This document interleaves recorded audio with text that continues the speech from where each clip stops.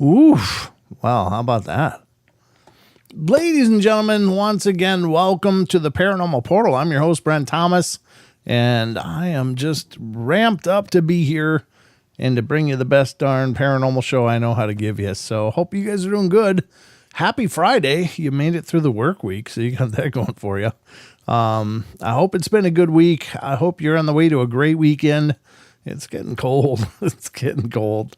Cold and damp, which is the damp part I don't mind. Damp. I am saying damp, not damn. I don't mind the damp part because I think, you know, the precipitation is good. It gets real dry around here during the summer months, so it's almost painfully dry. So that part is kind of refreshing, but the cold part is not so much. But I don't know. I guess there's a beauty in the change of the seasons. It is the Halloween season coming up on us, so I guess it's kind of the Halloween season now. So, but the Halloween season is where I live all year round, so it's not really that different from every other week of the year. But I do love that, you know, there's a different vibe in the air this time of year, and the, you know, the legends say that the veil is growing thinner now. And so maybe there's more activity out there. Maybe there's more going on. There's more of our loved ones stopping in to check on us because it's easier. I don't know. I'm just throwing it out there, but maybe. I know for me personally, I guess as I look back on my experiences, I don't know that I've ever noticed more activity during this time of year than any other time of year personally. But all the same, I'm not discounting the claims of the ancients. You know, they knew what they were talking about. So I just haven't witnessed that personally. So at any rate, I hope that you are gearing up for your Halloween season or Samhain, or there's many different pronunciations of it. But anyway, the solstice. Hope it's going good. I know a lot of us love it. Hi, Lady J. How you doing? Good to see you. Hi, Portal Mom. Love you, Mom. Good to see you in here. Rachel gets it right. Wizard Moon. More of this, more of that. God, we got Smoking Guns Fab Shop is in here. Good to see you. Karen Alberding's in here. Rachel is here. How you doing, Rachel? Our wonderful mods are representing tonight, Elaine and Rachel. That's wonderful. Thank you. John Stevenson's here. Batman's here. He was one of the first in the door. Bad Boy's up in the house. Look out, ladies and gentlemen. You just never know what's happening when Bad Boy's in the house. Lucky Gypsy 13 was the very first one in the door. She was the very first. I'm sorry. I think it's a she. I'm so sorry. I'm such an idiot when it comes to memory. I really, if I didn't write things down, I would never remember anything. So I do apologize. I know you guys. I know your name. I know your personality. I just don't always know, you know, unless it's painfully obvious in your name. It's like, oh, I think Gypsy is, could be either. But anyway, Lady J Homestead is also in here. Elaine Clifford. I hope I said Elaine already, but just looking to see if I've missed anybody. Wizard Moon. But it's always great to open the doors and just see all you guys. Rick Werg is in the house as well. How you doing, Rick? Who else has come in? Who else is in here? Travis William. How you doing? Lurking as the fourth color. Travis is the fourth color. Good to see you, man. Cool Hands in here. Good to see you as well. And I'm just thrilled. So many of you are showing up, and we'll get the ball rolling. Of course, we got a busy night ahead. I plan on, if you're a member of the channel, then I plan on. Let me just do something here quick. Because I love you guys, and I think you love me. I think we love each other, and we got kind of a family thing going on here, right? So let me just do this. I might get some feedback here for a second, but just bear with me. It is live. If you want to eat healthy, we don't want to eat healthy or feel our best. I do want to skip that advertisement though, and I want to do this. And I want to do no. That's not what I want to do. Membership. Here we go. This is what I want to do. I want to do this because we got love, folks. We got love. And I want to give everybody the chance to share in that love. So, all right, let's do this. And we'll see what happens. I don't remember how to do this for sure, but I think there it goes. So I'm giving away 5 new memberships to some of our listeners out there. It's random. I can't pick where they go, but you might have been gifted a membership if you weren't already a member. But what I want to do tonight is give away a t-shirt to one of our active members. We're going to do that at the end of the show. So it says Luke was given one. Karen Alberding was given one. God, Karen, you're getting memberships all over the place. You are about the luckiest person out there. Nick Wergesen's got one. So that's a few of them. Yep, we're going to give away a t-shirt later in the show. So I hope you will do that. E-Rev got one. So there you go. Just want to help spread the love a little bit. Again, it's a random thing. I can't affect who gets the memberships. I'm just trying to, spread the love because I like the idea that, so many of you support what we're doing here and it means the world to me. So I want to give back and help more people to come into the fold, if you will. So, we'll just keep going, but we'll do a giveaway for a free shirt to one of our channel members by the end of the show.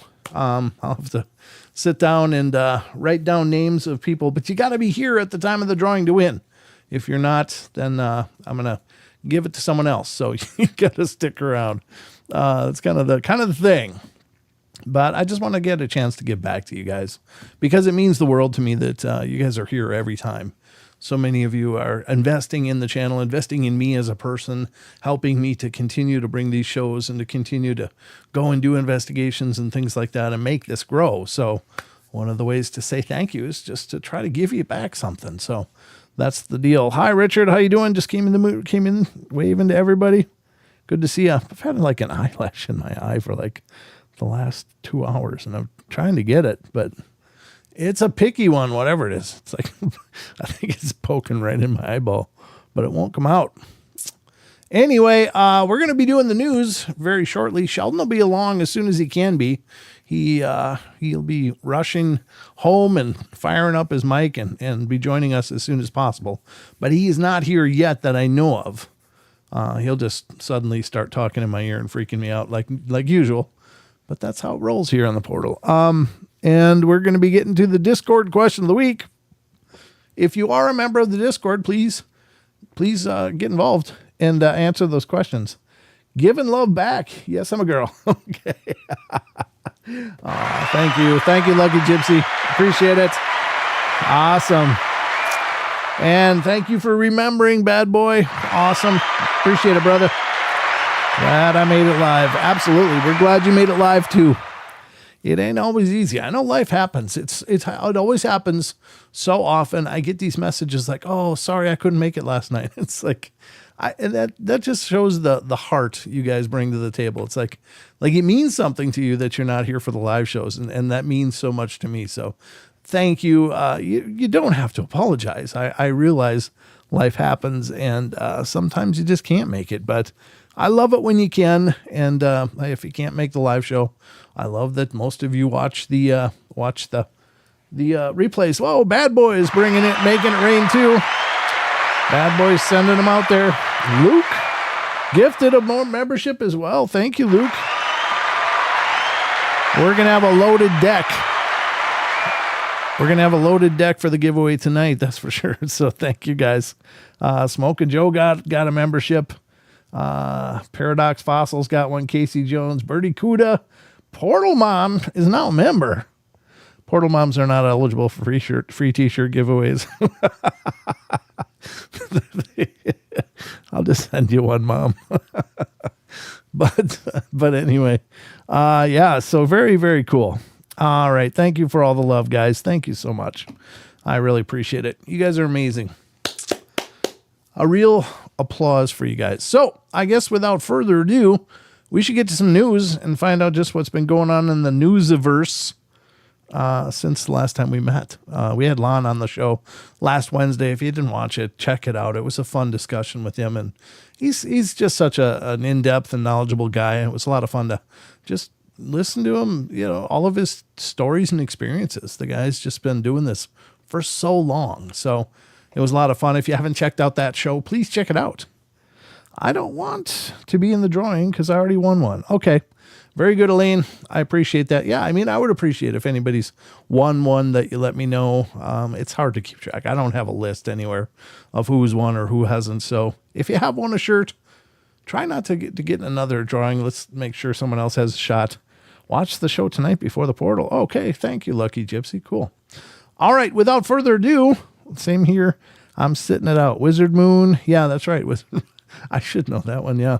I've got a shirt to send out still from the Discord giveaway. And so after tonight's drawing, I'll send out both of them together to the respective winners. So I didn't forget. All right, let's get to the news and find out what's going on in the news.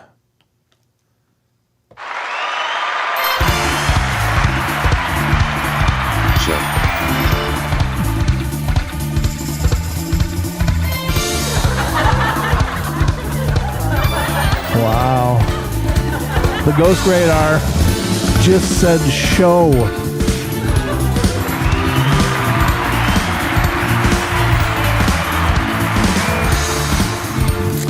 That's pretty intense, folks. The Ghost Radar just said show. Show. That's what that blurb over these ripples was that word being generated. It said show. I don't know. That thing's getting more accurate all the time. I got to tell you, that's kind of blowing me away a little bit. Before I started the show, it said forgotten. And that's kind of sad, actually. It's like, oh, no. I didn't forget. But anyway, yeah, show. Very cool. Very cool. All right. So welcome to the Paranormal Portal News Desk, folks, because this is where the news starts. I didn't realize there's no chat on the screen. Why is that? That's kind of strange. Huh. Okay. Well, anyway, we'll get, maybe it's always been that way. I don't know. I'm just maybe stroking out a little bit. All right. So, welcome to the news desk. I've got some articles for you that I've pulled up, and I think they're hopefully pretty interesting. We'll see, though. We'll see if you agree that this is pretty compelling and interesting news. It's a lot of UFO stuff on the news today, and I like that because I probably don't cover near enough UFO stuff on this show. And it's a topic that I am passionate about, but it's just such a huge topic. But yeah, we'll dive into more of that going forward. If you're into the UFO stuff, stick around. We do end up doing a lot of cryptids and ghost stuff, but we're going to start digging into more UFOs as well, and alien visitations and stuff. Because it's a real thing. I've seen it myself. So what can I say? All right. So the first article up for discussion tonight is coming from unexplained-mysteries.com. Please support this site. Please visit them. Please support what they're doing over there. It's just such a cool site, and I just have loved it for a long time, and it's been an incredible resource here on the show. So let's get to the first article from unexplained-mysteries.com. And this is, well, there's Sheldon. Breaking news. Sheldon's here. I went to the camera and there you are sitting there. I was just waiting for my time. Well, your time is now, sir. First up, this article, hacker Gary McKinnon attacks NASA's UFO report conclusions. Yeah, good for you, Gary. He's done time for hacking databases and apparently found some pretty crazy stuff, like non-human entities listed in government databases and stuff. So very interesting. It says the 57-year-old ended up in hot water after hacking NASA's computers, where he claimed to have found evidence of UFOs.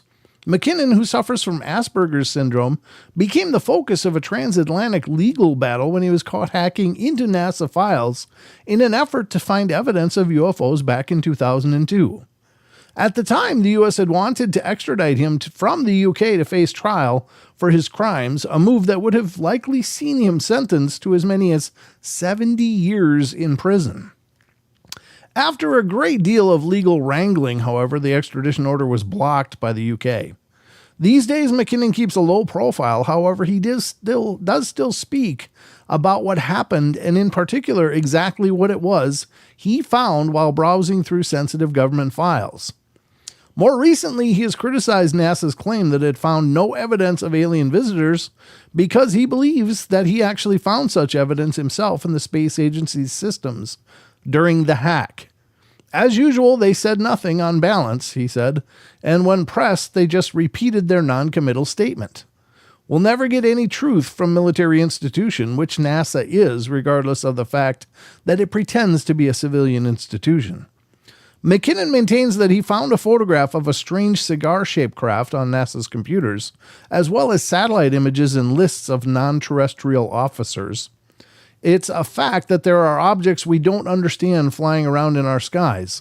It's also a fact that there are scientific intelligence and military departments that study these objects, he said at the time. See, there you go. And that's why all of this new stuff is just posturing. It's just political posturing. They've been looking into this stuff for decades and literally generations, going at least back to Roswell. So, and that's 1947. I just love me some whistleblowers. Every time I hear about whistleblowers, I'm like, oh yeah, there's the stuff. I love me some whistleblowers. Blow me some whistles. Let's go. Yeah, I feel you. I feel you. So yeah, I mean, he's of course a very famous guy, and we should probably cover more about what happened in his case and others specifically as well, because it's very, very interesting. When he found the non-terrestrial officers, it's like, what the hell's a non-terrestrial officer? And that's the folder he found with names and information of each of them. So it's like, why would NASA have a file that says non-terrestrial? Does that mean they're off the Earth? Or are they not from the Earth? I don't know. Anyway, you be the judge, but I agree with Gary. I think he's absolutely right. I think, a lot of people say NASA stands for never a straight answer. Yeah. I can't take credit for that. That's been around forever, but it's kind of appropriate. I was so proud of you. No, don't be proud of me. That wasn't mine.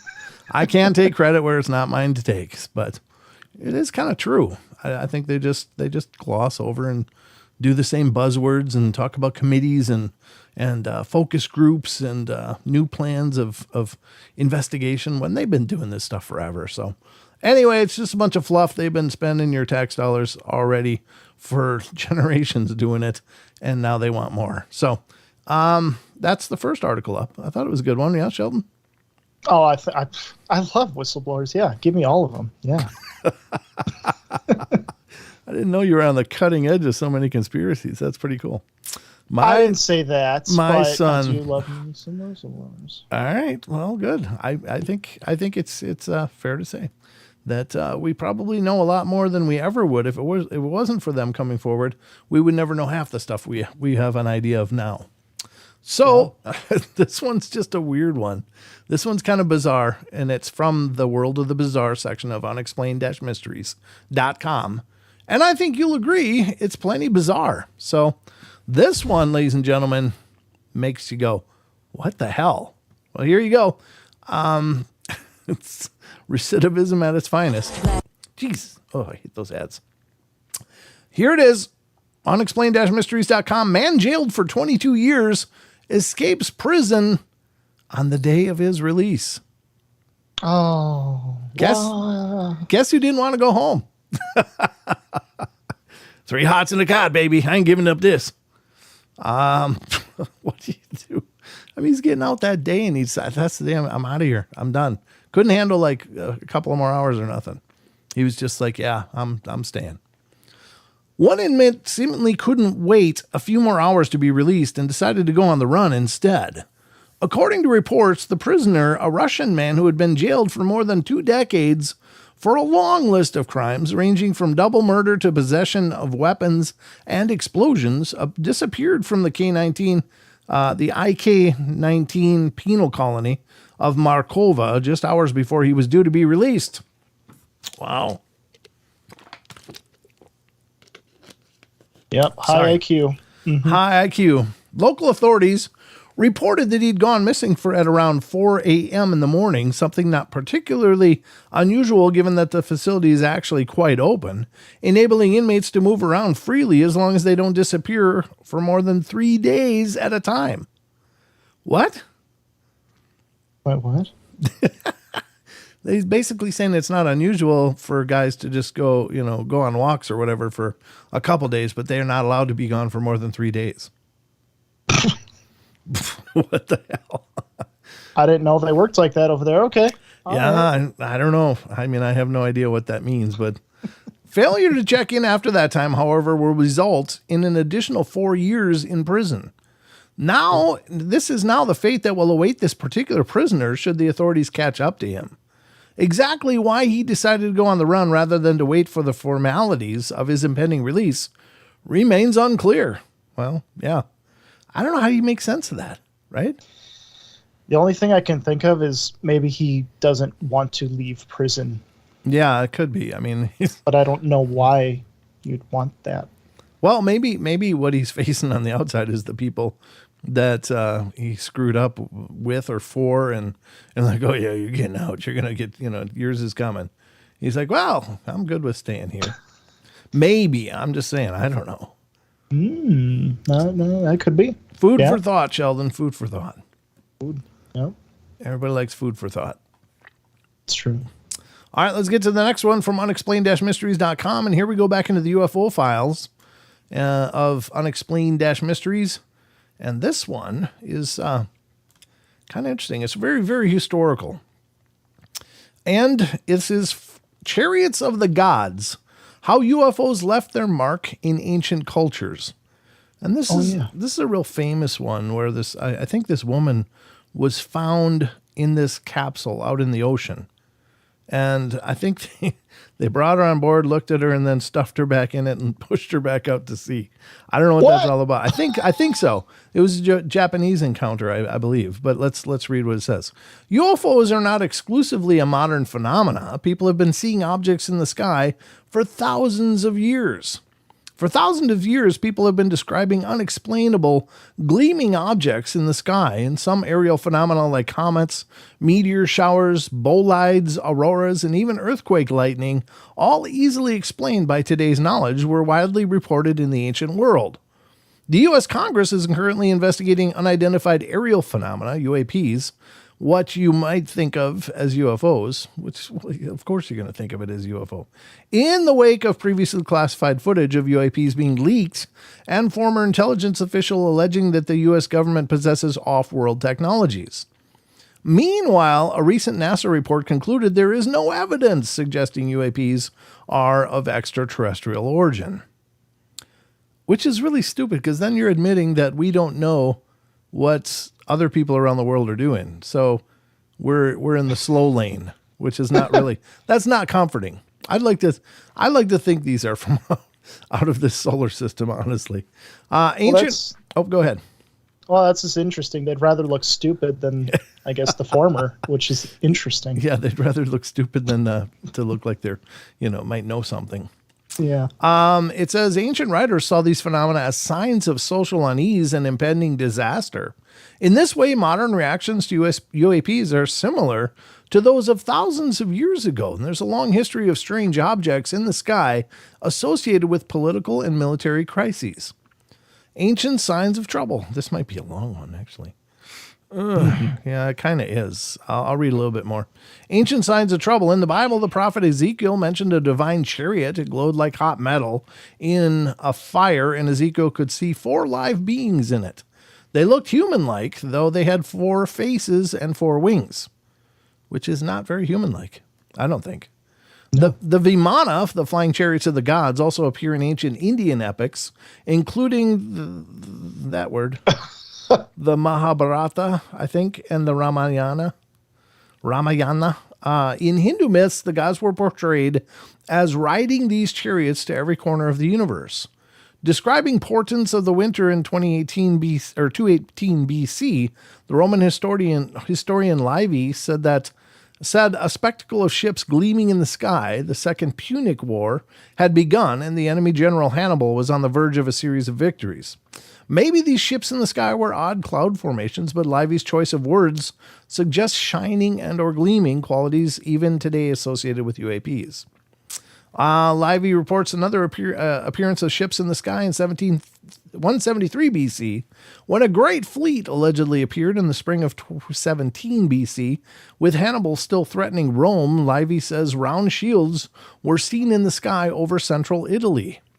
Livy doesn't say if these objects gleamed like the ships in the previous year, but the shields recall the appearance of flying saucers, the type of UAP that came to prominence at the height of the Cold War. Another curious classical UAP is recorded by the Greek writer Plutarch in his life of Lucullus, a Roman general. Lucullus' forces were about to fight King Mithridates, or I don't know, I think that's close, the sixth of Pontiff, when a strange object appeared between the two armies. Suddenly the sky burst asunder, and a huge flame-like body was seen to fall between the two armies. In shape, it was most like a wine jar, pithos, and in color like molten silver. Both sides were astonished at the sight and separated. The object was described as pithos, a vessel which is a specific shape, suggesting something much more like a flashing light. Some have interpreted this as a meteor, but Plutarch's focus on its shiny metallic nature does not match this possibility. Whatever it was, both armies thought it was a bad omen and withdrew. Jewish historian Josephus, writing about war between the Roman and Jewish forces, records an aerial battle between UAPs in AD 65. Before sunset, chariots were seen in the sky, accompanied by armed battalions hurtling through the clouds. Wow. Josephus says numerous eyewitnesses saw it and believed it foretold the Roman victory that followed. So there you go. I don't know. I guess I could. There's one more segment. I might as well just finish it, right? Yeah. St. Paul referred to God's shield of faith in his letter to Ephesians, while ships voyaging in the sky were a common theme in medieval Ireland, symbolizing the safety the ship of the church afforded believers. Reports of unusual phenomena increased at the turn of every millennia, when Christian people feared or hoped for the judgment day depicted in the book of Revelation in the Bible. Millennial ufology is a fascinating development of recent Christian predictions of the end of the world, where the Messiah poses as a space traveler who returns to save us from satanic aliens. Millions of adults every year report experiences with UAPs. When interviewed about their experiences, some admit they are religious, others insist they are not. Importantly, ufology may be a way of reconciling religion with science, and approach many find appealing. We'll never know what the objects in the lights described by ancient texts were, and whether they were real or the result of psychological stress. I live in a dirt hut. I see lights in the sky. I don't know, maybe. At the very least, significant ancient sightings of UAPs almost always speak to conditions of anxiety and imminent change. UAPs, ancient and modern, confirm our need to project our crisis to objects in the skies. Well, that's not really true. It's not a psychological thing. People are seeing stuff, for God's sakes. Ancient people did not have the doomsday clock to warn them how close the end was, but they watched the skies carefully and found plenty of warning up there. Well, there's also astrology that's been around forever. People have looked to the stars for portents and signs for time immemorial. So yeah, whether or not it's UAPs or just star alignments, it's always been a manner of scrying the future. So I don't know. I don't agree with all the conclusions this person he's making. It sound like it's our stress. We're just seeing stuff because we're stressed. I don't think so. I think that's an easy out. That's such an easy out. I mean, yeah, stress can kill, but I mean, so can stupidity. Stupid kills quicker, I think. I've just never heard anyone ever saying like, I'm so stressed. God, I'm seeing things over, I'm seeing hallucinations because of stress. Wow. I don't know. The ghost box, the ghost radar said prosecution. Well, I am persecuting these idiots for sure. To any spirits that are present, that's. I don't think that's you can negate the incredible moment of a sighting to just a moment of stress. I mean, certainly, I think we project things out. I don't discount that, but I don't think that can be the only explanation. I think there is a very real and independent phenomena, independent of us and our state of mind. I don't think this is glued to that. When I saw what I saw, I wasn't like, I wasn't stressed at all. I was in amazement because I was looking at the night sky and seeing stars through a night vision binoculars. So seeing stars I'd never seen before, and geometric shapes of these stars up in the sky, and then I saw the UFO, and it's like, wow, I wasn't expecting that. But I still didn't think, God, I must be projecting my stress above that tree. Yeah, exactly. All right, I got one more for the News Fest tonight, and this one has to do with the UFO phenomena as well, and I hope it's not nearly as long as that last one. It was interesting to see those historic references to aliens or whatever in ancient writings, but I just don't think that the conclusions the author reached were necessarily valid. All right, this one is also from explain-mysteries.com. Should we be doing more to search for UFOs in the ocean? What do you think, Sheldon? I mean, we can't even, isn't it? There's only one submarine that we can even reach to the bottom. I don't know if there's even maybe one. A handful or something like that. I don't know if there's even one, to be honest with you. Not to the very bottom. Yeah. I mean, it's like the universe is too big to like search everywhere, but the ocean is just, we're not there yet to search all of the ocean. So, I mean, maybe advancing that technology, that might be a good idea. Or other technologies that allow us to actively scan, and more detailed scanning and looking for techno signatures. Yeah. Mm-hmm. Yep. So, and I think it's valid to make sure that we have our planet figured out before we start searching the stars. Before we start lobbing people out into the space. Yeah. Yeah. We're not sure what's going on here, but go check that out.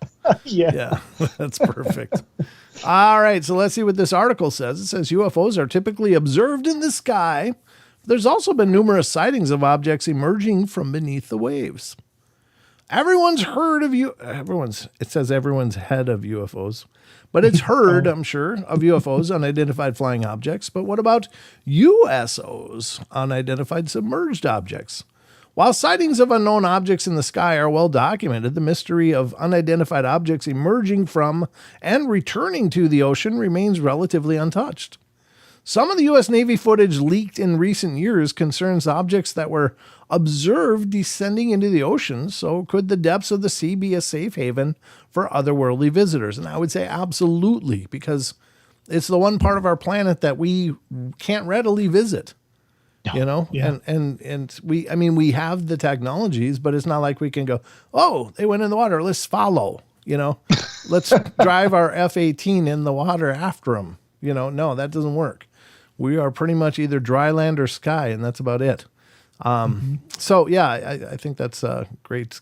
Let's see. It says, according to Brian Helmuth, a professor of marine and environmental science, the sea would make an excellent vantage point from which alien visitors could observe our civilization.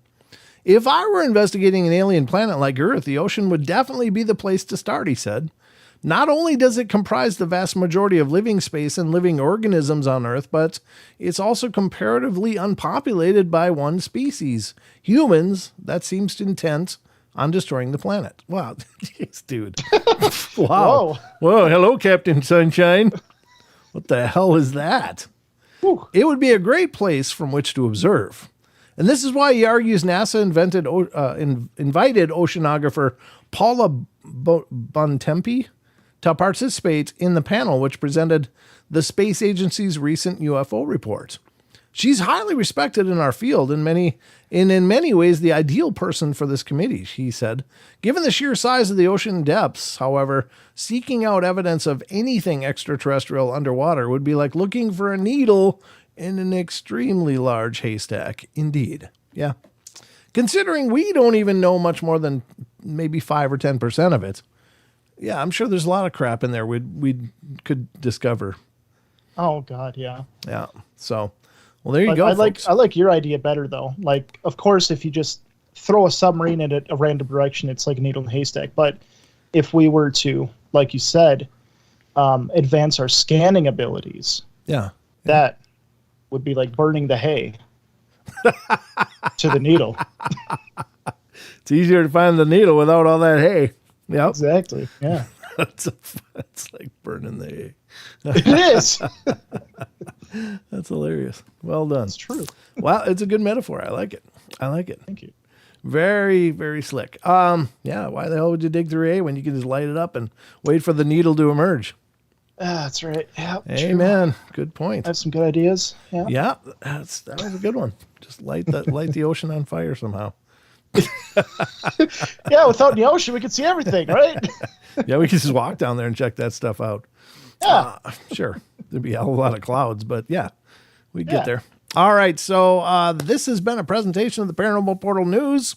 Hope you feel more informed than you were when you got here, and you're leaving with a better idea of the world around you. So you're welcome.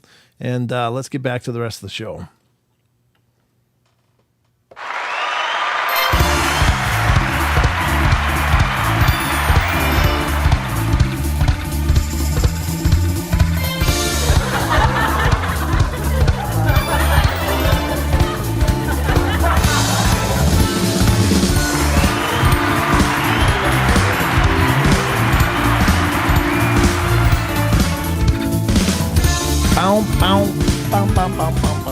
All right.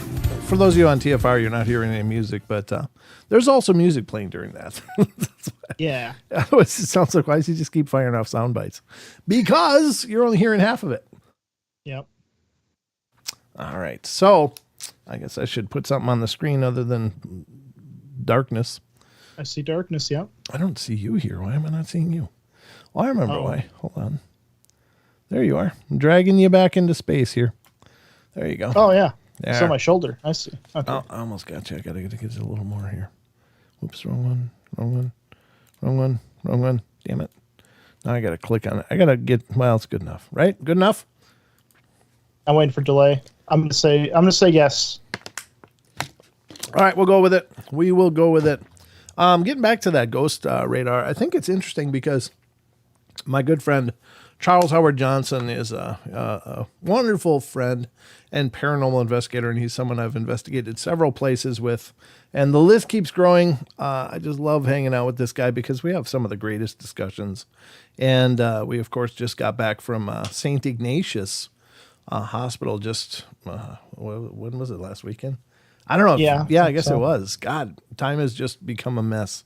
I've been so slammed this whole week. But one thing he said, in one of our discussions, he was like, he was reading some paper or article where they were interviewing basically the father, the creator, the person that came up with the idea from Germany, who came up with basically instrumental transcommunication, or the idea of using white noise to talk to spirits, and which of course has become a full spectrum of different approaches using technology in order to hopefully communicate with spirits. And one of the things that he said in this article is, look, whatever you use, keep using it, because it's going to get more and more profound as you go. And I thought that was interesting, but I guess it does put the user in the equation. Like there's some connection between us and these mediums and the spirits. So, as I'm using this ghost radar more and more during the shows, maybe that's why it's starting to spit out things that make a little more sense. I don't know. Just a thought, but. Good point. Yeah. Kind of interesting, right? Mm-hmm. All right. So I'm just looking at the chat to see if we missed anything during the news. Have a great weekend. Paranormal Portal. I guess, did SoCal Squatcher leave? Or was he just swinging in quick? Don't know. I don't know, because he said to have a nice weekend like he was leaving. It's like, wait, we just started. It's not done yet. We're not done yet. I hope you're still here. But anyway, I hope to. I agree with Karen's comment. What's Karen How say? do they figure out the names for constellations? They don't like what they are named to me at all. Some do, but a lot don't. I agree. Like some constellation, I swear to God, is just 4 little dots like this randomly. And it's like, that's a scorpion. It's like, how? How'd you get that? I don't get it. Oh, you had to go to dinner. Okay. Yeah, I don't know. I mean, that's obviously a lot of zodiac and, mythologies from different areas. Greek mythology was a big part of it with Orion and the Ursa the bear and all that. Yeah. Major and minors and all of that comes from, I think, mostly Greek mythology. But, yeah, I don't know. I don't know how they figured like which. it makes sense, like Orion's belt, but Well, yeah, the belt makes sense, but the rest of it's like, really, that one dot's the head. It's like no, it's like Ghost Investigating, where you got that stick figure. It's like, it's like those sail balloon guys in the car lot that are like, they got the fan on them and they're whipping their arms around. Yeah. Anyway, yeah, he left to go to dinner. Okay, but he left the show playing for you. Oh, what a cool thing. Thank you. I appreciate it. Hope dinner's great. I'm sorry you're not here to hear it, but nice night, full moon, and a thunderstorm on the edge of town. Well, RJ, I was just watching an investigation video, a ghost investigation video today that a very small channel had put out. He only had like 200 or 300 subscribers, but he was, I think, down in Florida, and they had the hurricane come through. And my God, he was getting some pretty incredible activity. Yeah, it was like really on spot. And even as he's even had this like candelabra thing. It wasn't candles though. It was those little light bulbs like my candles back here. Oh, but yeah. It's kind of like the skull one that I had. He had almost the identical one. But it tipped over in his investigation, as well as, he's got the same tools that I have. So I was like, oh God, that's outstanding. But he surmised that, the activity was so much more profound and so much quicker. And it's a long held belief that perhaps thunderstorms and natural storms like that really do contribute to paranormal activity, because maybe the atmosphere is really a lot more charged. And so I think that's pretty fascinating. Are you there, Sheldon? Yes. Okay. Well, I 100%. I've always agreed with that too, because, I mean, even when you think about it, like the whole idea that spirits take energy from things, like how they'll just sap energy out of batteries. But when the air is so electrical, and all that, I mean, if you think about it that way, they have all the energy they could possibly need to do whatever they need to do. Sure. Yep. Yeah. Very interesting. But anyway, it is time, ladies and gentlemen, for our next segment, which is one that I've always loved. I say this every show, but I really do love. Yes, you do. What? I know. I just think it's cool. Yes, you do. I think it's cool because I love that so many people in our Discord are bringing forward ideas and thoughts on these phenomena that I'd never considered, and it's exciting to me because I'm always racking my brain on this stuff. I'm always thinking about it. It's kind of, I eat, sleep, and breathe this stuff, and for all of my thoughts and all of my attempts, sometimes you guys come in with the most profound stuff. It's like, oh my God, why didn't I think of that? So, stuff we don't even think about. It's right. like, oh my God, yeah. It really does. Yeah. It really does lend credibility to the whole group think, the group think idea that, if people come together in a group, you're going to get so much more profound, discussion than just one person by themselves or two people. So you guys have definitely proved that correct. So we're going to go to the Discord question of the week. And then in the chat on YouTube, I did pin the Discord link. If you want to get involved in our Discord community, if you're a Discord user, click that link and it'll bring you to our Discord page, and you'll be part of the Paranormal Portal Discord. But if you're not using Discord, then download it. It's really a pretty easy program to use once you just figure out where to do things, how to do it. And we do have a tutorial group in there, or thread, that you can click on, and I'll show you all that in just a minute. So, but this is This is the Discord question of the week.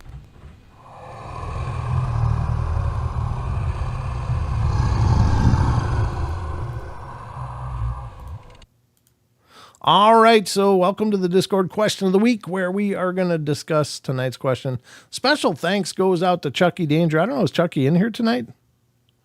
I don't know, but Chucky is a rock star with the Discord. Chucky's amazing. Yeah, I couldn't do words this week. It's a great question. Thanks, Chucky. Yeah, it's a pretty profound question. Now, Sheldon, you're going to have to read these because, again, my Discord chops them off. I only get like the first initial sometimes of these names, and it's like, well, who the hell's that? Sometimes I can figure it out, like ZX81V2 I can see, but there isn't a ton of responses to this question of the week, but I've never even heard of this phenomena before. So well done, Chucky. Wherever you are, whatever you're doing, well done. And let's see what I want to do here. I want to put it on screen, I guess, right? Yeah, let's do it. All right. First of all, this is our Discord. This is what it looks like. There's plenty of discussion groups right up and down this thing. If you want to check them out, you can certainly do that. This is the tutorial. If you're new to Discord, just click on this and use your mouse wheel to scroll up and down in the thread and watch these videos. It'll walk you through how to use it. Here's the questions of the week, but there's also a general. This is where you'll be brought to once you join. And also there's episode discussions, which are fun. I remember I gotta get together with K-Love and talk about her pictures that she took, because I really haven't had a chance to dig into them. I've just been so slammed. I'm so sorry, folks. I'm trying my best to keep up, but I'm literally got my back against the wall 99% of the time right now, just trying to keep up with everything that is Paranormal Portal. There's so much going on right now, but it's all wonderful, but it's just really strapping me to the ends of my ability.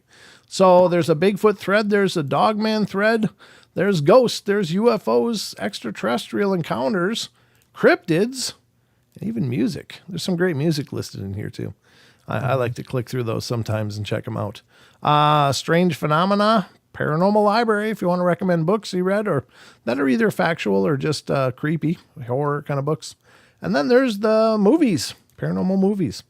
So you can check out those recommendations from our group and see if there's things that you haven't seen, maybe you want to check out. It's always good to get things recommended. So at least I think so. But we're going to go for the question of the week. And this is all you, Sheldon. All right, so Chucky's question of the week. The uncanny valley is an effect where something looks human, but is off in such a way that it can make us feel uncomfortable or even fearful. Why do you think we have this fear or uncertainty about things that look human, but not quite right? Uncanny valley is a hypothesis that human replicas that appear almost, but not exactly, like real human beings elicit feelings of eeriness and revulsion among some observers. Very good question, Chucky. I've never heard of that. Yeah, that's amazing. I actually have heard of that. You have? Wow. I have. Very cool. Yeah. But our first response from Eric the Purple Hobbit saying, that is exactly where prejudice, aka racism, comes from, fear of the unknown. Someone or something that looks like you, but different, be it height, color of hair, skin, eyes, deformities of hands, face, its instincts, natural and primordial. Biblically, it started at the Tower of Babel. Language barrier also causes mistrust. Interesting. I have heard that might be like a reason why like some racism happens in some people's hearts. Okay. I don't know. Well, sure. I guess if you live in a very homogenous culture or area for a long time, and suddenly you're confronted from people from other cultures, it can be like, whoa, So I can understand that. And it's not necessarily prejudice as much as it is uncertainty. Maybe it is prejudice too. I don't know. I mean, I'm just speaking of, it doesn't always have to be that ugly. Like, oh, you guys suck because you're not me. But it just can be sometimes like, well, are these good, or are these a good people? Or are they a bad people? I don't know anything about them, so it can be uncertainty as well. So anyway, good answer though. I mean, it's You're absolutely very, very interesting take on it for sure. Yeah, definitely. Next up, more of this, more of that. Primitive instincts that are inherent to most, if not all, living beings. It's the survival mechanism that allows us to fight or flight. In my experience, I thought maybe I was paranoid, but not anymore. Okay. Very cool. Yeah. Penny, aka Cinzora? Yeah, I would say that. Right? Yeah. I hope so. Hope I did right, Penny. Quite simply, I believe that some people are more in touch with their instinctual side than others. And that could be a good point, like why people have these feelings more than others might. Maybe they're just more instinctual, and that's the instinct kind of kicking in, and they're able to hear it more than others. Mm-hmm. So that's actually not a bad point. You can skip mine and Chucky's response there because that was just Yeah. Yep. ZX81V2 saying, I know of real humans that just don't look right. This means they really aliens? LOL. Humans have a fight or flee mode built in. Usually these kick in before logic does. Sure. And there it is again, the instinct aspect of it, that it's something deep down within us. Sure. Yeah. Arc Blaster says, this reminds me of the AI demon LOAB. Loab. Loab? Loab. Loab. Yep. I thought it was Loab. Okay. Sounds like earlobe. Apparently, Loab is a recurring image of an elderly, witch-like / gypsy woman with a demonic and grotesque appearance, which the programmers can't explain. Yeah, I've seen reference to that here and there. It doesn't come up very often anymore, but for a while it was kind of everywhere. People were, oh, what is this? This comes, the ghost in the machine kind of thing. But yeah, I don't know. There is the argument in that case that, spirits are alleged to be able to manipulate electronics pretty easily. So maybe that's a part of it. Maybe they can project themselves in it or something. I don't know. Like an old crone looking thing. Yeah. I don't know why, but that actually scares me. Like a demon inside of technology inside of internet and all that kind of stuff. Sure. Again, is it a demon? We don't know. I mean, it's just, well, I'm just saying like the AI demon lab, that type of thing. Sure. Yeah. But yeah, we don't know. Yeah. But interesting. So Rachel 101 coming in saying, I think it's a primal throwback to when there may have been these creatures who had an appearance to early Homo sapiens. This might be in regards to vampires, black-eyed beings, or something else that evolved, but has not been uncovered in fossil records. Alongside us, it could be something paranormal as well. Could there have been alien encounters or abductions with ancient humans, and the aliens took on a close but slightly wrong appearance to match our own? At that time, in pre-civilization, the aliens might have considered humans much more likely to be fooled by a human-like being than they do now. It could have been the early testing of how to observe us. Now, over time, they settled on the grays instead of a near-human appearance.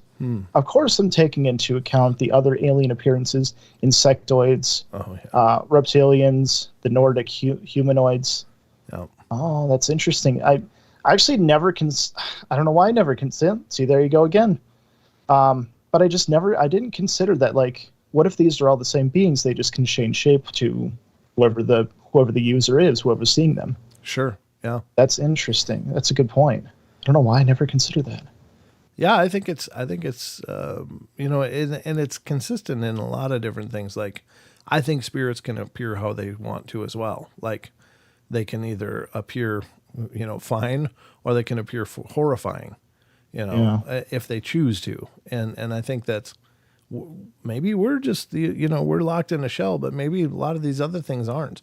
Maybe they're able to project themselves. If they are multidimensional, if a lot of these things really are multidimensional, then maybe the actual physical construct of their appearance is absolutely fluid and dynamic as well.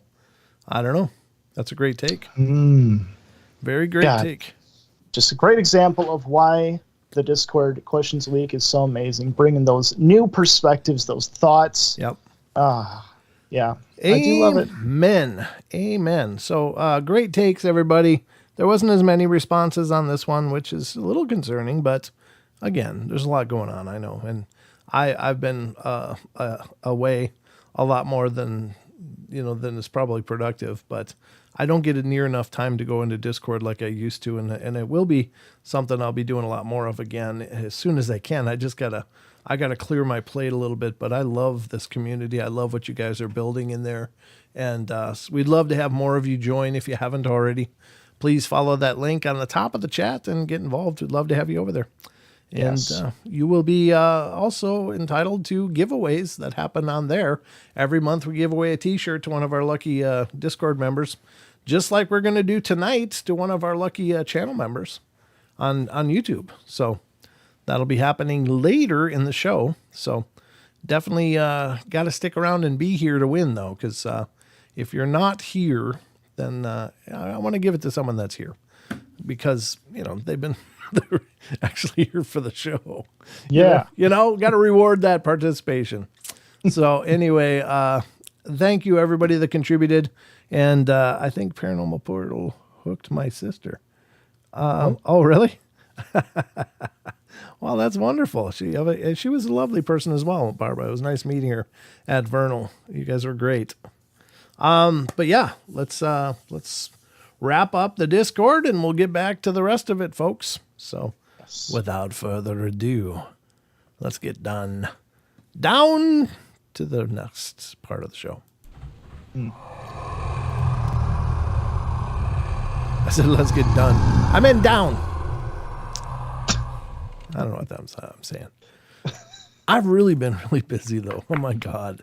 I literally had back-to-back interviews this week, and I've got a whole bunch more things coming up in the next month, and then the next month after that, I've got more things coming up, and it's just like crazy.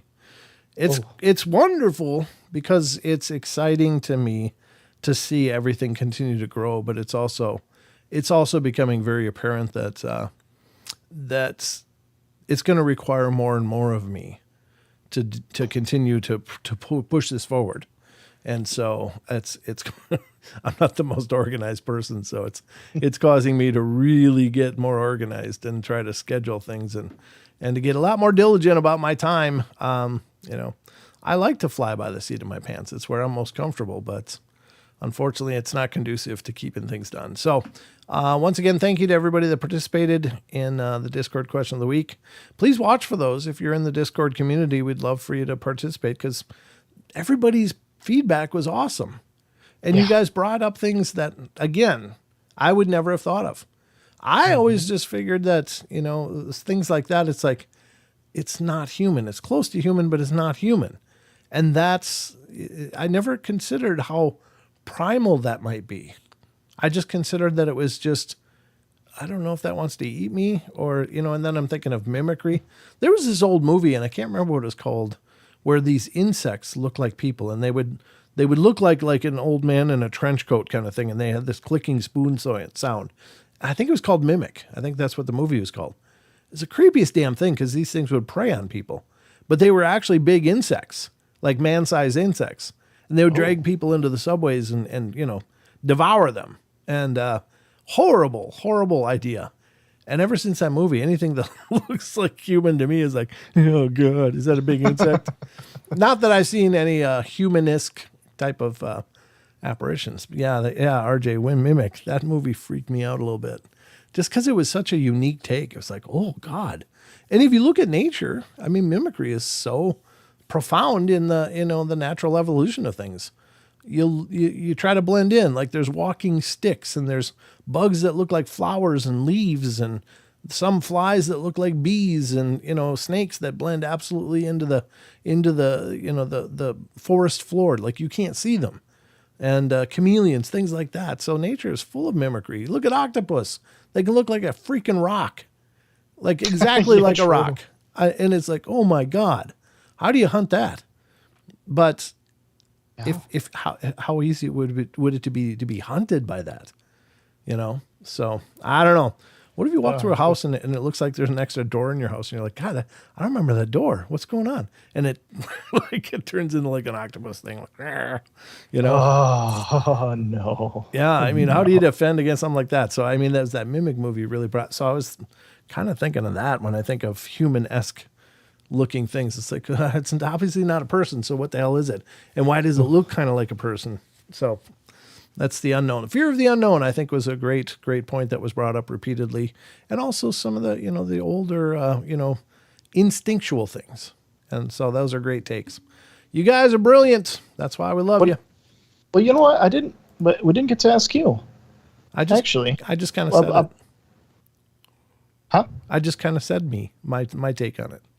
Well, I was talking about the for Uncanny Valley. Yeah. Oh, okay. All right. Things that look like human, but they're obviously not. And why is that fearful? Yeah. So where do you think it comes from? I don't know. I mean, could be from speaking, and this is coming from a lot of what people said, but there was apparently great competition between human beings, Homo sapiens, and other hominoids, back in the day when we were, fighting for existence against each other. So there's Neanderthals, which were not human. There were, other Australopithecines and so many other things that may have been around at the same time as emerging humans. And so they looked human-like, but they weren't human. And so when you saw them, it could mean that it was a fight to the death. Like because your two communities were absolutely competing for resources. And so maybe that's where it comes from. Some genetic memory of those events that are a part of our genetic lineage.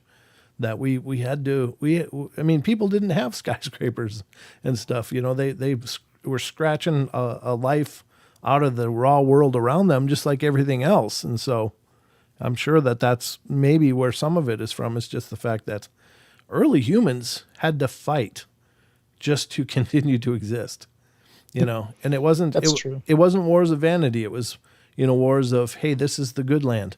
This is where it's easy to get prey and easy to grow things and gather things. And then there's the rocky, crappy part, that we don't want. And so we want to make sure we get the good part. But the other things probably wanted those parts too, So yeah. Anyway, so I think it might come from some version of that as well, which is right along the line with so many of what people were saying. You guys are amazing. Brilliant. All right. So anything I'm missing? Wasn't this great before summer? Okay. The unknown. How are you doing, unknown? Good to see you. Good to see you. And remember, ladies and gentlemen, stick around. If you're a member, stick around. If you're not a member, stick around, of course. But we're going to be giving away a T-shirt to one of our lucky channel members here on YouTube. So hopefully it could be you. You have just as much chance as anyone else. Stick around. So stick around. I'm going to try to figure out how to do a randomized drawing of this in just a minute. It's probably going to end up with Sheldon reading a story and me writing things down and tearing up pieces of paper and putting it in a hat. There's a way. No, there's a way. There's a way? There is a way. Or you could take a piece of paper and write down all the members that are chatting in the chat as you see the names. There's a website you can you can randomize, yeah. You can randomize. It's like a wheel that you can put different names on. Okay. And then you spin it and then see who the winner is. So. Okay. Well, you do that then. I found it. Yep. Okay. Very good. Sheldon's going to work on that, and we're going to do that at the tail end of the show. So stick around. You got to be present to win, though. So you have to be a participant in order for me to write your name down. Right. So you have to type something. Oh yeah, you do have to type because we don't know who is a member and who isn't at this point. We've got so many gifted memberships and stuff. So. Some of you I know are members and others oh, they're a member too. But I've given away memberships. Don's given away memberships. Bad Boy's given away a bunch of memberships. And one other gave away one tonight. And I'm sorry, I'm not remembering, but it's because I'm only subsisting on mostly short-term memory anymore. It's I got about a 2-minute window of remembering things and then it's gone. So that's how my head's working anymore. So, you know what? It's better than a 1 minute. Yeah. I'm only in short-term memory mode. It takes a lot to get everything to long-term. It's getting worse as I get older. Oh, no. It's the way of things. All right. So I do have an article I want to dive into now. But please, any of you, if you want to be in the drawing, type something so Sheldon can grab your name and put you in the wheel, and we'll do the wheel drawing later. Unfortunately, I won't be able to put it on screen because it's not on my screen. But don't worry. I will have integrity. I know you. I don't doubt that. I have no doubt about that. I've never doubted your integrity. One thing about you, you've always had integrity. All right. So, Nathan Nates gave us 20. Boo. Thank you, brother. Thank you. Thank you so much. That means the world. Absolutely means the world. Thank you very much. Okay, so I'm going to get to an article on Ranker. I want to look at the time now. I don't know how long we've been going. It's already 8:06. I got a lot of Cryptid Corner to get to as well. I'm thinking we might do some investigating stuff on the show tomorrow night. I got a new toy. I told you guys I was going to start doing it again a little more when I got something new to show you. Well, I got something new to show you. So tomorrow on the Saturday show, we'll do some live paranormal investigating right here in the studio. See if we can get some responses. See if we can get some communication going. It's very, very possible in all the haunted places I've been lately, I've dragged something with me. I'm just saying. I don't know. Probably like a parade. Anyway, the article is coming from ranker.com. It was written by Amanda Ashley. It was last updated May 12th of 2021. And this article is, people reveal their chilling encounters with shadow people. And, again, it's an older article by a few years, or a couple of years anyway. So there may be things we've read before, but just tune in here. So here it is, starting with number 1 on this article. And again, this is ranker.com. Shadow People Encounters by Amanda Ashley. So, number 1, a scary figure appeared that brought about a calming feeling and then feelings of terror. That's kind of creepy. Started out making you calm and then terrified you. Yikes. This is by Redditor Ian Sear, Ian_Sear. When I was young, maybe 8 or 9, I saw a shadow person. I was sleeping and I woke up, and in my closet I saw a tall, dark figure. It was calming. I looked at the creature for what felt like an eternity, and then it stepped to the side and out of sight. And then pure terror went over me. I called for my dad, and he looked and saw nothing. 2 weeks later, my mom hears a sound, and it wakes her up in the middle of the night. She looks through the crack of the door, still in bed, and sees a tall black figure just there. And then it disappears in front of her eyes. When I was 13, I fell asleep in my basement. I was home alone. I wake up in another location on the couch across from where I was. And this is impossible. They're separated. I wake up and I see the tall black creature in the closet again. Again, I felt calmed until it stepped aside again. I grabbed a knife and opened the closet as I stabbed inside to make sure it was nobody in there. Nobody was in the closet. Was this a case of sleep paralysis? I was unable to move from my bed during both of my experiences when seeing the creature, and I only got up when he stepped aside. Yeah, that does sound like sleep paralysis. Yikes. Creepy. So let's go to the next one. Number 2, something strange was seen following them outside of their home. This is by Redditor some_reporter_3205. Okay, so I've been seeing shadow people since I was about 7. I'd see them in the bedroom when I would go visit my grandmother, and I was terrified. I'd hide my face under the covers until morning. I always just kind of thought the house was haunted, as they would only show up there. However, my mom got with someone very abusive when I was about 8 or 9, and I started seeing them outside of the house just watching me when I went out to wait for the school bus.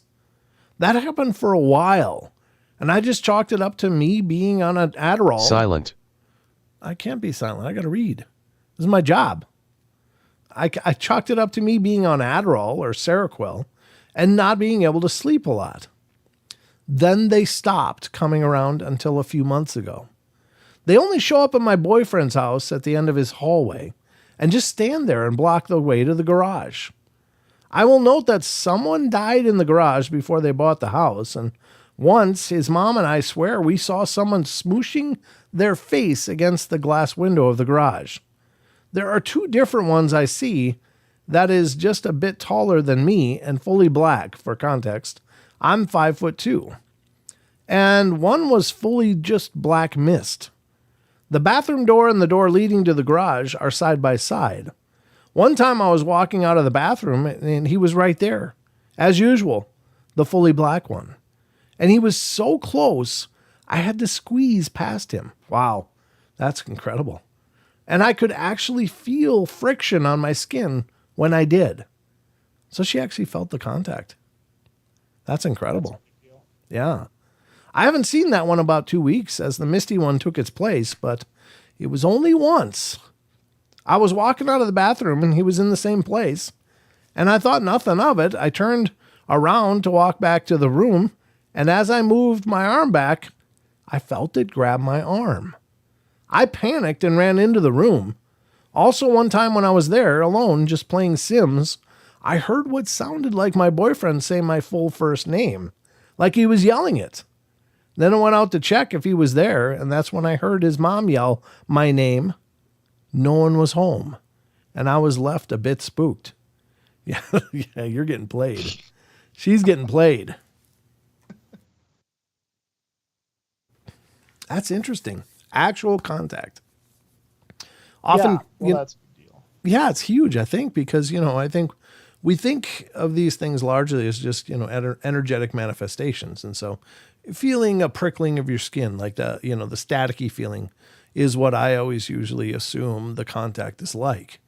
I don't know if I shared this. I don't think I did. I didn't, because it's going to be part of a video coming up. But I felt being tapped many times. I felt something grab my leg here in this house as I was laying on the couch, dozing, just taking a nap one night. And, it was just a quick little grab and then nothing. And I thought maybe it was my cat going to jump up. So I opened my eyes and looked, and there was nothing down there. And so I don't know what it would feel like to feel it like brushing against the body of one of these things. You don't usually consider that there's a real tangibility to it. Although I will say, in some ghost stories, people talk about being grabbed and they do the only thing they can think, which is to lash out and, deliver a pop. And sometimes they hit something. And so there might be a point of tangibility in those physical encounters where you're being pushed or you're being pulled, grabbed, poked, whatever. Perhaps they do have to manifest to a physical degree where you could actually pop one in the nose, So, that's a good point. You could fight ghosts technically then. Well, for just a split second, right? Well, yeah, of course. Maggie says, my dad was tapped on the shoulder whilst up a ladder painting the exterior of a really old house in the UK.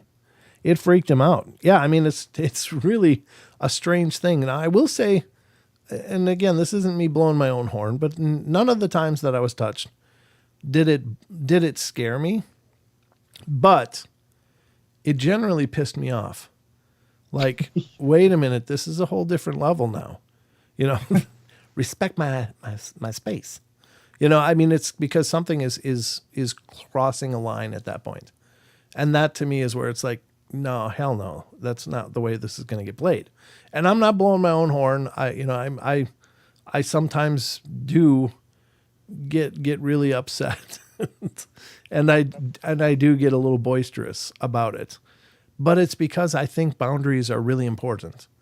And it's not because I don't know if maybe they long for contact too. I don't know, but if if they're touching you, that's crossed a whole new boundary. And what comes next if it's an escalating situation?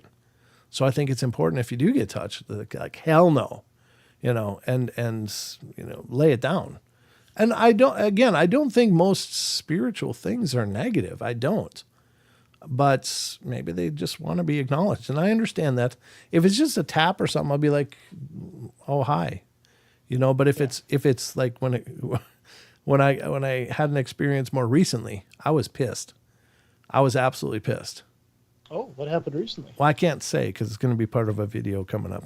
but it's a No great sneak peek, guys. Sorry. It has to do with when I investigated with Don down in the Uinta Basin near Skinwalker Ranch.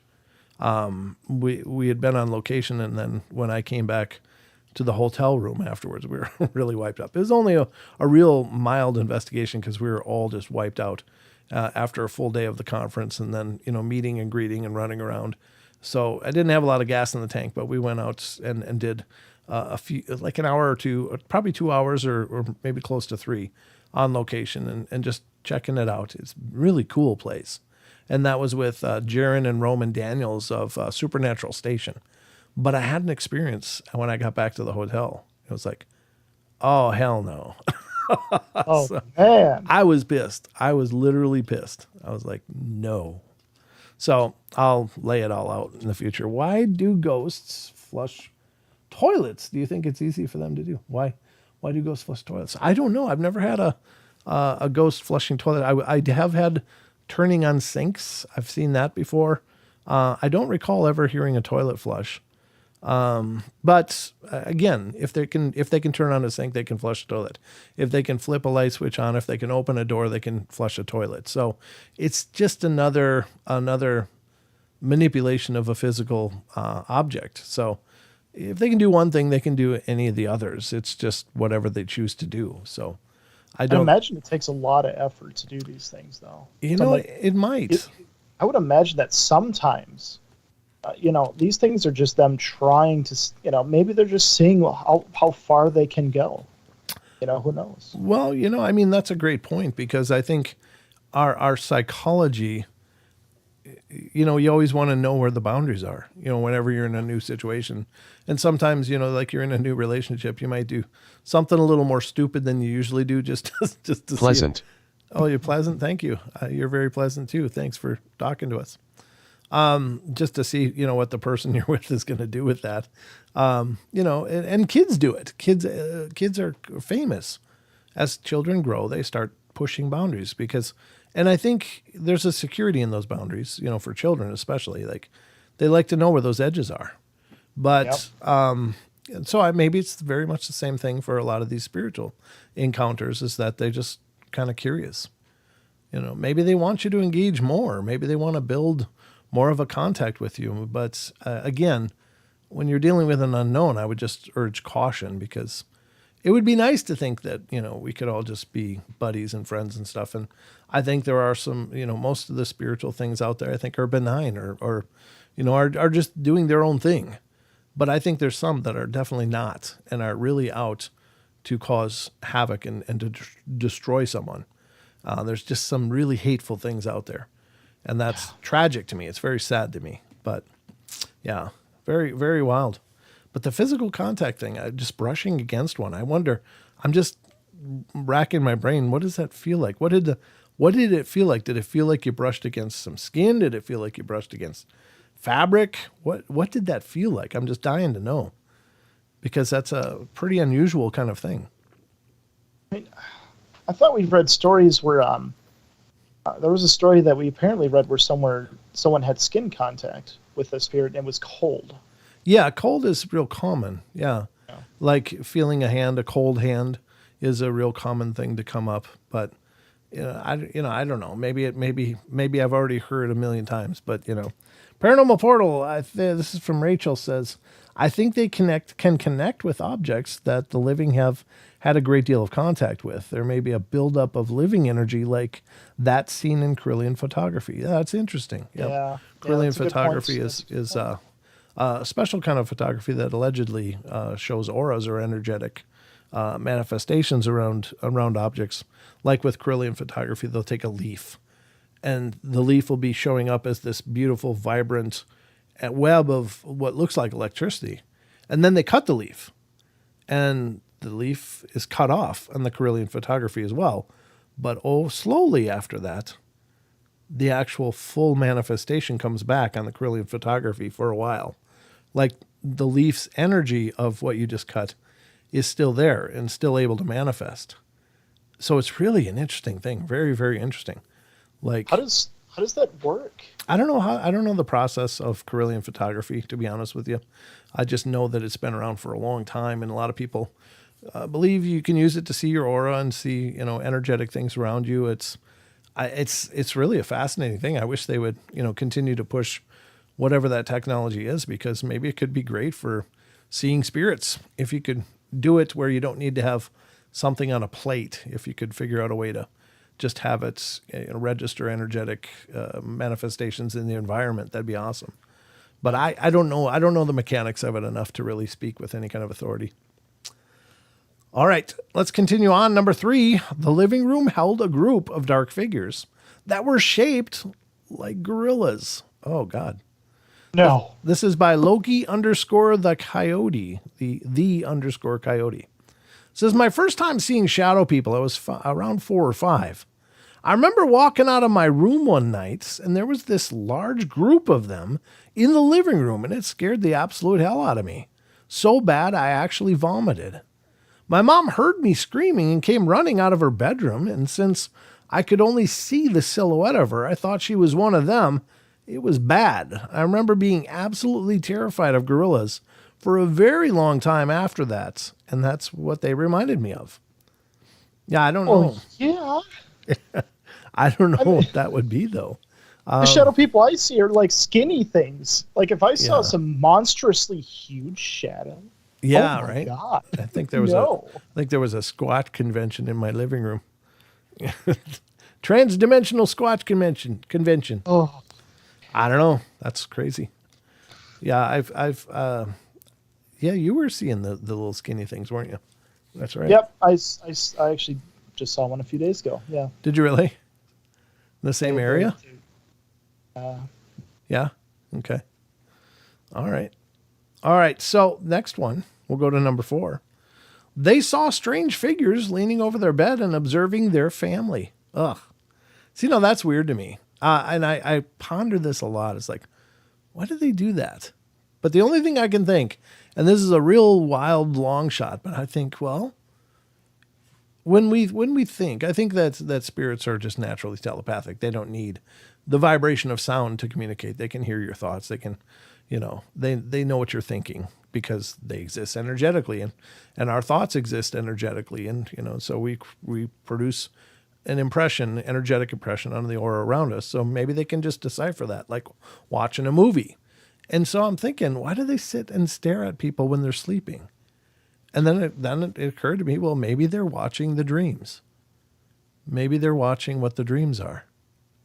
Well, that would make sense actually, because when you think about it, people have horrible nightmares when they're being stalked by something dark. Right. So if the dark things can do it, why can't other things? Right. Well, I mean, maybe it's entertainment. Maybe it's them screwing with the dreams. Like, I'm just going to make them dream about crappy things. It could be that too. Maybe they can project and infiltrate the dreams. I think that's obviously we have some profound spiritual activity available to us. I think when we're sleeping, maybe we don't always remember it, but I think we probably do meet up with spiritual contact during our sleep, and it can manifest in dreams very readily. But yeah, interesting. I had E-Rex says, I've never seen shadow people. I did have a full-on blip vision of what I relate to a banshee come up beside me on a motorcycle one evening. Granted, at the time I was using stimulants. I don't know. Yeah, that's interesting. I don't know if stimulants would cause you to hallucinate, though. Maybe it could create visual artifacts. I don't know. I'm not a doctor, but that's interesting. What? Just like that article. No, maybe he's just really stressed. He's seeing hallucinations. It's not real. Yeah. Just like that article. Yeah, exactly. It's all projections. No. He's just stressed. That is interesting, though. That's really cool. I'm sure it was a little terrifying at the time, though, so I'm glad you didn't lay it down while you were seeing this banshee, wild up right next to you. Glad you kept it upright, brother. That's pretty cool. All right. So this is Watching the Family. This is by JMass06. From what I can remember, I saw multiple shadow people in my home at night growing up. I particularly remember being small enough to sleep in between my parents and when I was scared, and I would see them all over the bedroom and walking up and down the hallway. I can only describe them as being a dark human figure with some kind of eyes and a hole for a mouth. God, dementors, right? Oh, yeah. None of this was peripheral vision, but rather they would often be face to face with me. In particular, I remember a dozen or so of them standing around the bed, leaning over me and my parents and observing us. I never felt ill or hurt seeing them, just scared. This happened any night that I slept in the dark. I really haven't heard of anyone else having so many of them in one place, and I guess I always wondered if our house was some kind of portal because it was always busy with shadow people at night.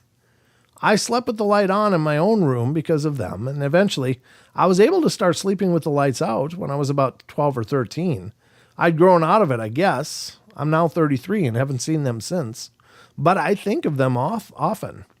I often wonder if my 3-year-old is having the same issue because she has become very afraid of the dark. Yeah.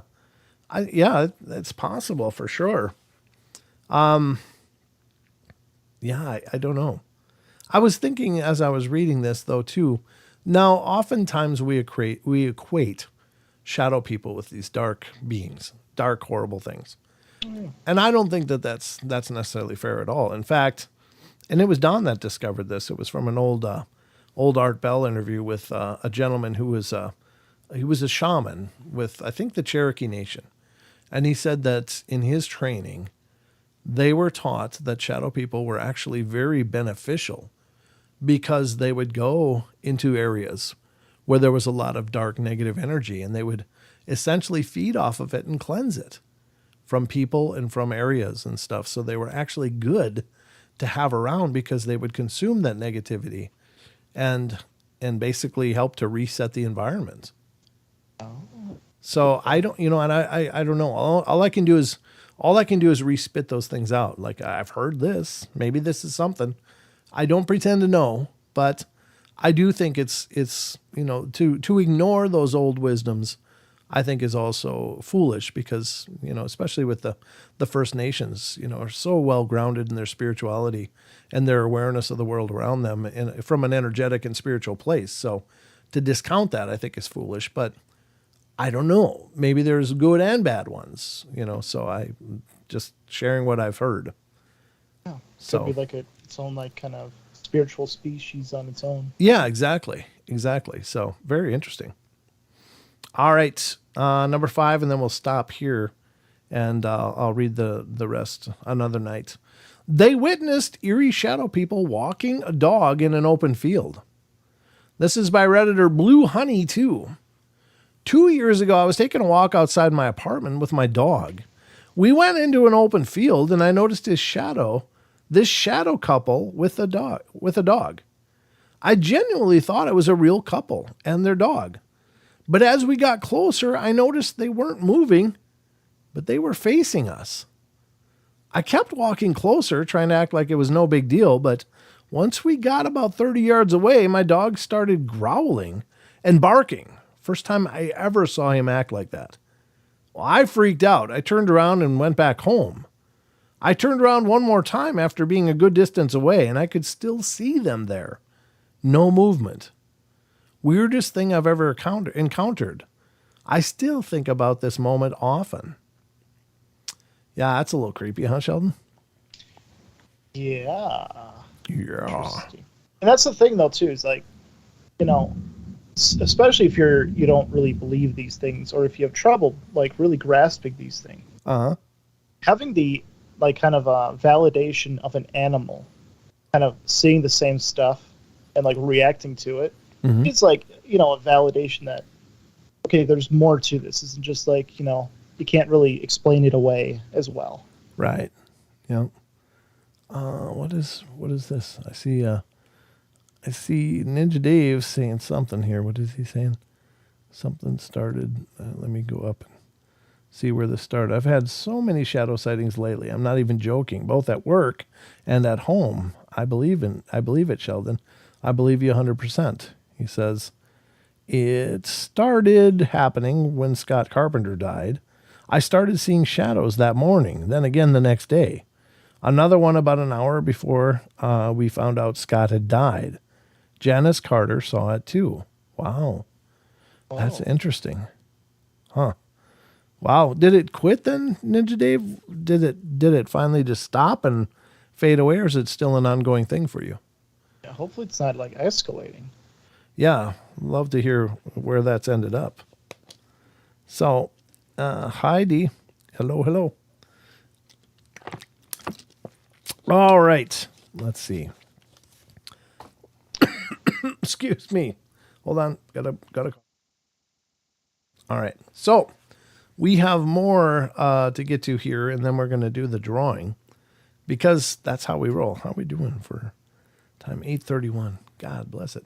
I went a little long on the shadow people. I didn't mean to go quite that long, but hey, it was interesting. It was interesting. So I hope you guys don't mind, but I do want to hit some Sasquatch Chronicles. I think we'll just hit. Holy God, this is a long one. I think we'll just hit one Sasquatch Chronicle, do the giveaway, and then we'll just read some more stuff and work it to the end. How's that sound, Sheldon? I'm gonna yeah. Before we'll probably do before and after this story maybe, but one of the last calls for if you guys want to be in the drawing, feel free to chat away if you're a member, so I can write your name down in the drawing. Feel free. Yeah, you gotta say something in chat so your name comes up. Let me just do some shout outs here quick. Just because we haven't done that tonight. So far, we got Batman, Birdie Cuda, 1978, sorry. D Oceans is here. E Rev is here. John Stevenson. Karen Alberding, Lily Pond. Maggie M10. More of this, more of that. Ninja Dave. RJ Windwalker. Rachel Gets It Right. Rick Wergesen is here. Sheldon, you're here. Smoking Guns Fab Shop is here. The Unknown, The Fourth Color, Wizard Moon. Grumpy Owl came in. Somebody else came in too. Who else came in? I had the name, the list. Elaine came up. Did I say Elaine already? I don't know if I did, but I did. Elaine. All right. It looks like I have all the names so far. Okay, good. All right. Let's do this. There we go. Always here, Rick says. Good. Sorry. Right. That's on Discord. What's on Discord? Oh, anybody know why? Oh, I don't know what he's talking about. Every time I upload it. John LaBella. John LaBella just came in. Good. Getting added in. All right, you're getting added in, John. We're doing a t-shirt giveaway here pretty quick, but I'm going to do an article from Sasquatch Chronicles blog. Special thanks again goes to Mr. Wes Germer. Hope you're doing good, brother. And this is the article. From September 9th, this is an upcoming show. So September 29th, this is today. And this will be a show, so you're going to get the whole meat and potatoes on a future episode of Sasquatch Chronicles. But I returned and my porch was destroyed. A listener writes, in 2009, I was 16 years old and had just bought my first truck.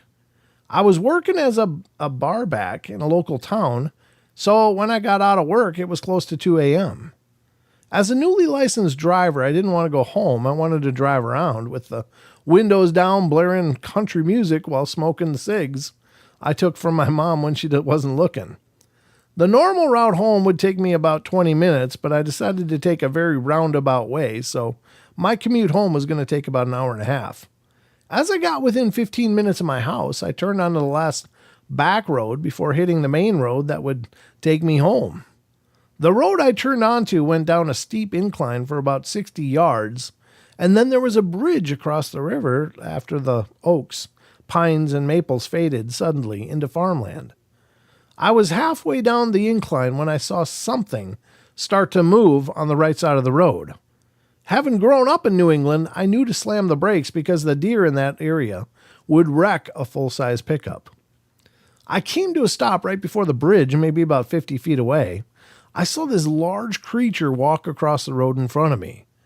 The angle of the headlights only illuminated the lower body of this creature, which was walking on 2 feet. It was covered in dark brown or black hair, and as its hands swung back and forth, they would swing well below the hip line. It cleared the 2-lane road in maybe 4 steps, never breaking stride. The creature stepped into the woodline and then turned, heading down the embankment towards the river. I sat there stunned. until a foul smell hanging in the air snapped me back to reality. I hit the gas and must have drove double the speed limit the whole way home. When I got home, I went into my room, closed all the blinds, and stayed awake until the sun rose.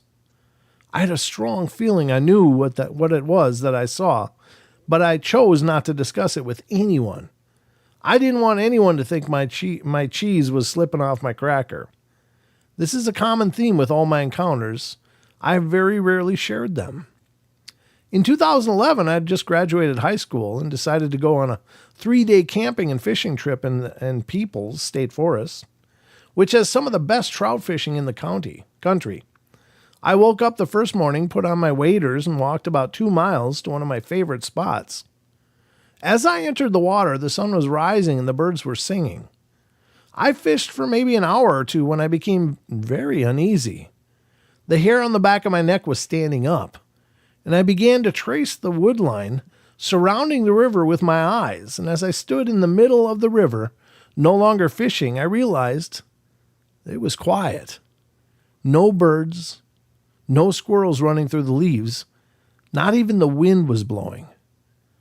As I stood there desperately trying to see any sort of movement or anything unusual in the woodline, there was a loud splash in the water about 10 feet to my right. I started booking up out of the water. I didn't know what was going on, but I knew I wanted to get out of there. As my heel hit dry sand on the bank, I saw the rock come flying out of the woodline and hit the water in front of me, but I didn't see what had thrown it. Once both my feet were on dry land, I turned and started to walk as calmly as I could back up the trail to where I'd parked my Jeep. There was a good growth of trees between the trail and the river, so I quickly lost sight of the water as I walked. I made it about 50 feet down the trail when I heard a loud splashing sound, and it sounded like something very big had crossed the river very quickly. I must admit at this point I started moving much quicker than just a walk. The entire trip back to the Jeep, I felt stalked. When I would move, I would hear double footsteps, and when I stopped, it stopped, and the air was filled with a pungent smell, similar to what I had smelled in my truck 2 years before. I made it back to my Jeep and hopped in still wearing my waders. As I started the engine, a large rock bounced off the hood. Oh my God. It hit so hard that it left a dent. I peeled out of that parking lot, leaving my tent and gear where I left them. Later in the day, I came back to that spot with a friend of mine, and this friend is one of the only people I've spoken to about these encounters, so when I asked him to accompany me to get my gear, I told him what had happened. He in turn shared that he had a very similar experience at a lake a few miles front the state forest. I don't know what front means there. Grabbing my gear went without incident. In 2017, I was turkey hunting in the early morning. Spring in New England is a mix-up between bitterly cold and wildly warm. This morning was a cold one, snow still on the ground. I was sitting at the base of a large tree completely covered in camo with my 12-gauge resting on my knee. In front of me was a snow-covered cornfield with only a few dried stalks still standing. I'd never been to this area before and thought it was kind of cool because this field was on the top of the mountain and very difficult to get to. I watched the sunrise and a few turkey hens poke through the snow. I was waiting for the big toms to show up when all the hens suddenly froze and started looking around. At first I thought I'd been spotted, but the hens all started running in my direction. I sat there motionless as they ran into the woods around me. I was very confused for only a few seconds and began thinking that maybe a bear was in the woods on the other side of the field, which didn't worry me much since black bears tend to avoid people. Well, I sat there still listening to the wind blow and hoping the turkeys would come back when I started to smell that same pungent smell. Within an instant, my heart was racing so fast, and it felt like it was going to explode out of my chest. I started to stand up when I heard a noise I can only describe as a mix of a wood's howl and a tiger's roar. Maybe a wolf's howl is what he meant there, and a tiger's roar. I listened to it echo across the snow for a second and dropped to one knee. I took the choke out of my shotgun and dropped the 3 rounds of turkey shot that were in the tube. I loaded 3 slugs in the tube and another in the chamber and clicked the safety off and stood up. I started looking for the trailhead. I came up when I heard the noise again, and this time much louder and much closer. I've been shooting all my life, and I've never seen my hands shake around a weapon like my hands were shaking that moment. It very quickly dawned on me that I was 5 miles from my truck over very rough terrain. So I started down the trail, turning in circles every few seconds to check behind me, and never dropping the barrel of my shotgun. Every 10 minutes or so, I would hear the noise again, sometimes close, sometimes far. I was also hearing footsteps in the snow and tree knocks. It took almost an hour to get back to my truck. About a quarter mile before the parking lot was the big wooden sign for trail.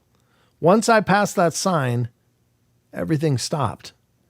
The birds started chirping again, and I saw a few squirrels, but I never dropped the barrel of my gun. I got in my truck and peeled out of there. Out of all my experiences, this one is the only one that gave me nightmares. The sound of that howl/roar is engraved in my mind, and I don't think I will ever forget it. My last experience happened in Florida in January of 2023. I'd moved to the Florida Panhandle to take a job as a sheriff's deputy. For the first 8 months, I lived in a single-wide trailer alone deep in the woods, and there was one other trailer near me, but the woman who lived there was rarely home as she worked for a rideshare/food delivery company. When I say this place was in the middle of nowhere, I'm not exaggerating. My only other neighbor was my landlord, who lived almost 3 miles down the road from me. The first month I lived there, it was peaceful and quiet, and I'd come home from work and watch TV or play guitar and didn't have any problems. Then things started happening. At first, it was just things left on my porch would be moved or knocked over. One morning, I came out to find that the front end of my car appeared to have been picked up and moved to the right, so it was not at an angle. To be honest, I was so busy with Police Academy, I didn't really give this any thought. I figured I just must have parked at a weird angle and that my stuff was being gone through by raccoons or stray dogs. Then one night I was laying in my bed, which was at the front of the trailer, and I heard a loud bang on the side of the house. I grabbed my pistol and went outside to investigate. I went around the entire trailer and didn't see anything that would have explained the noise, so I went back inside, now fully awake. This became a routine almost every night. The best way I can relate is a terrifying game of Ding Dong Ditch. And this continued for a month or two before I decided I wasn't going outside to check on the sounds. The banging continued for a week before it escalated. It was multiple bangs on the side now, and it was hearing grunts and outside my bedroom window, and honestly don't know what to do, so when these events happen, I would load my rifle and place it next to me on the bed. I figured as long as whatever it was never tried to enter the trailer, I'd ignore it until I had the money to move.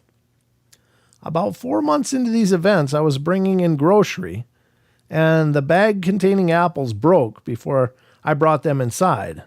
I looked at the apples on the ground and thought, screw it. I'd just go get more. I admit it was a lazy moment. That night was a quiet one, so I was able to get some good sleep. The next morning, I walked out to the car. I noticed all the apples were gone, which I thought was weird since raccoons would have left the scraps behind, and I couldn't see stray dogs eating apples. As I drove to work that morning, I thought maybe whatever was banging had taken the apples. At first, I thought the idea was laughable, but on my way home, I bought more apples, and as I walked to the house, I left 3 on the porch, honestly, just to see if it would work. It was a quiet night again, and again the apples were gone when I woke up in the morning. So that began what I refer to as the deal. I would leave apples, and whatever it was would leave me alone. This was further enforced when I flew home for a week to see my family, and when I returned, my porch was destroyed. Everything was thrown all over the lawn, and the mud was caved in large footprints. Oh. I went inside, grabbed some apples, and left them on the porch. As expected, they were gone the next morning, but unfortunately, it was a torrential downpour and the footprints were all gone. I continued the deal until the end of June when I moved and never had another noisy night. Oh my God. I pity the fool that moves in there. Oh no. Yeah, the porch is a little bit of a mess, but it's a nice place. It's too bad because that's something I would want to do. It's like, oh, we'll leave them some stuff, but it's like then you don't bring them some stuff one day and they get all irritated. They don't understand that very well. They don't understand that disappointment part. That's like, wait a minute, we had a deal, we had an accord, and you broke it. Yeah. That's the tantrum part. That's horrible. It's interesting because they're very intelligent beings, but of course, I guess they still don't understand that aspects of it. Okay. Right. Yeah. I thought we had an agreement here. I'm doing my part. I'm here, and I'm not banging on your house. Where's my food? It's like that's the deal. Like I won't bang on your house if you give me apples. It's like a mafia shakedown, really, isn't it? Like, yeah, it kind of is. Hey, yes. You better high risk for protection, otherwise your windows might get broken. Yeah. Exactly. Wonder who's going to break those? Yeah. Well. Yeah. Mm-hmm. Oh. Well, maybe they learned it from us. Who knows? Okay. All right. So I think it's time. What do you think, Sheldon? All right, everyone. We're going to give last away call. Last call. If you have not chatted and you are a member, chat now, and you can have one last chance to enter the drawing for a free Paranormal Portal t-shirt. Type away. Type. We're going to give you 30 seconds. Just type number one. All right. Or a smiley face. A smiley face, an emoji. Yeah. Go gadget free stuff. Yep. So if you've already been typing, you're fine. But if you haven't, this is your opportunity, your last call, as it were, because we're going to be drawing right now. Oh, Looks like, I'm just saying right now, I have everyone. Okay. We've got everyone. All right. You got Luke Griffin just made it in. Griffin. Right under the wire, Luke. I'm telling you. I was about to call it. Ooh, I was right there. He was almost clicking the spin button on his on my wheel. Little roulette wheel of fun. God, my hands are burning.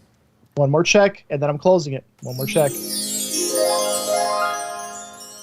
Yep. All right. Now that noise is done, it is closed.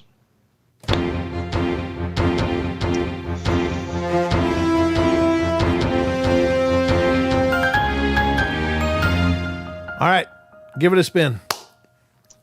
3, 2, 1, let's go. Still spinning.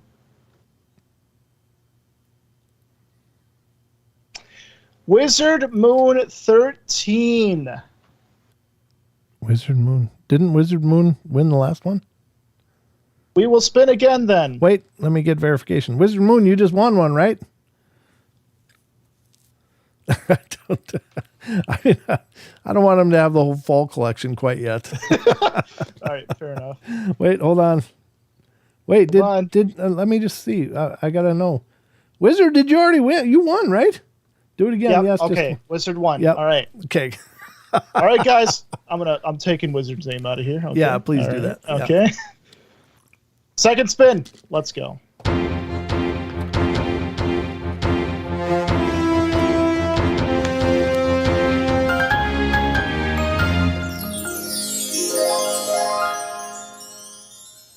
Almost there.